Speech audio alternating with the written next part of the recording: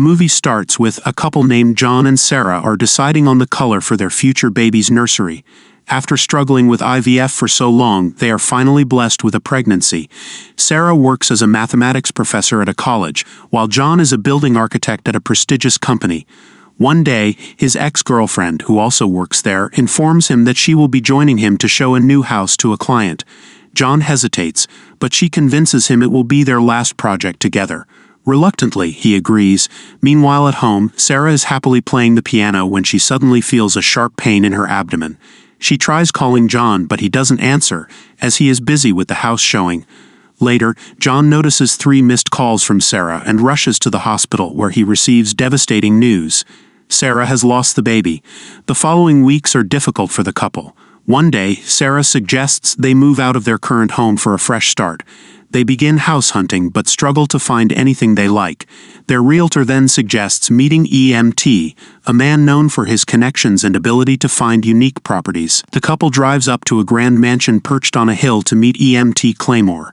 After introductions, EMT invites them inside, where they admire the mansion's stunning views. EMT explains that he likes to understand the people he works with to better match them with a home.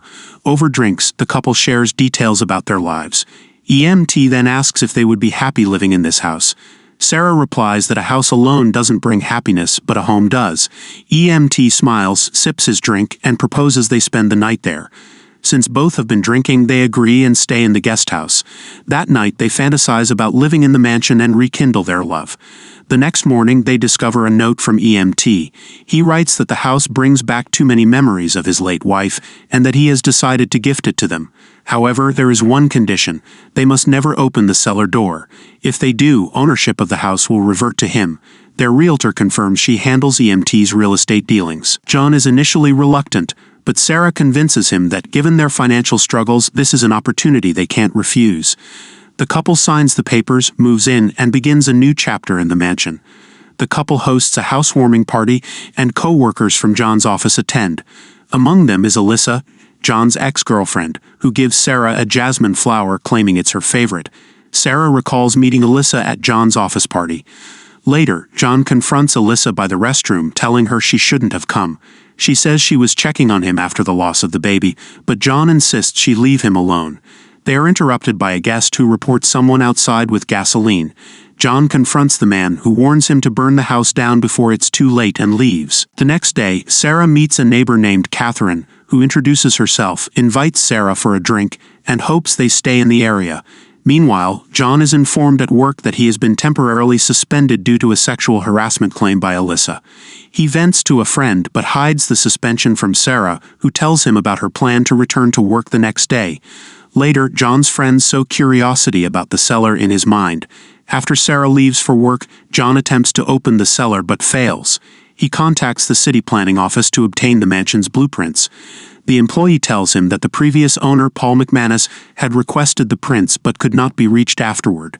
John is confused because EMT claimed to be the owner. He learns from the employee that EMT's wife left him 25 years ago with their 5-year-old daughter, and Paul McManus was the previous owner. Using the blueprints, John finds a hidden entrance to the cellar under the staircase. While drilling into the wall, he hears Sarah's car and quickly covers his tracks. That night, Alyssa calls John and they meet the next day in a parking lot. She refuses to withdraw her false claim, insisting they should be together. John rejects her, and she threatens to tell Sarah everything before leaving. Back at home, Sarah discovers she is pregnant after feeling nauseous. She notices the blueprints and realizes John has been trying to access the cellar. Meanwhile, Alyssa enters the house uninvited, finds the pregnancy test in the bedroom, and leaves unnoticed. That night, John returns home and Sarah shares her pregnancy news. They reconcile, agreeing to be honest with each other going forward. The next day, while deciding on the nursery color, John gets a call reinstating him at work. Later, he removes a painting to hang their pictures and finds a bullet hole in the wall. He panics, suspecting EMT killed his family and buried them in the cellar.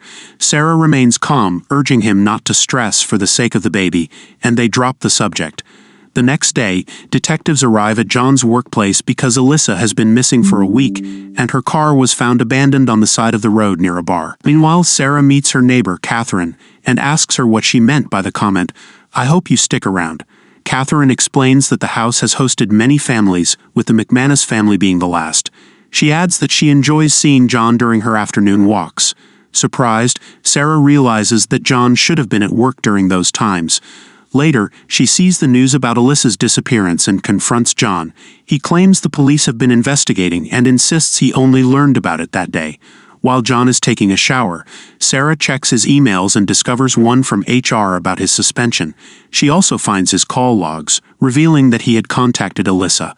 The next morning, as John contemplates the bullet hole, he decides to check the bullet casings in a box left by the previous owner. He discovers that the bullet matches. John mentions this to Sarah and suggests they open the cellar and call the police, but Sarah asks if he's willing to risk their happiness and the house. Their discussion is interrupted by the doorbell. Detectives have arrived and ask to speak with John alone. Sarah eavesdrops on their conversation from behind the wall.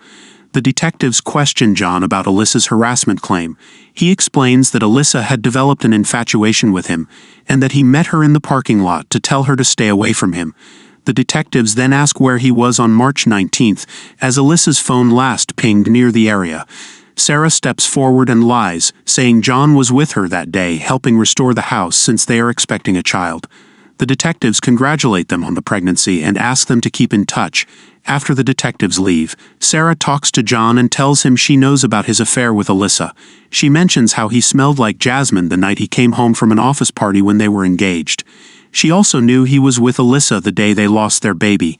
Sarah says everything she has done was for their unborn child. Wanting to learn the truth, John looks for Paul McManus, the mansion's previous owner, and visits his house. He is shocked to realize Paul is the same man who had warned them with gasoline outside their home.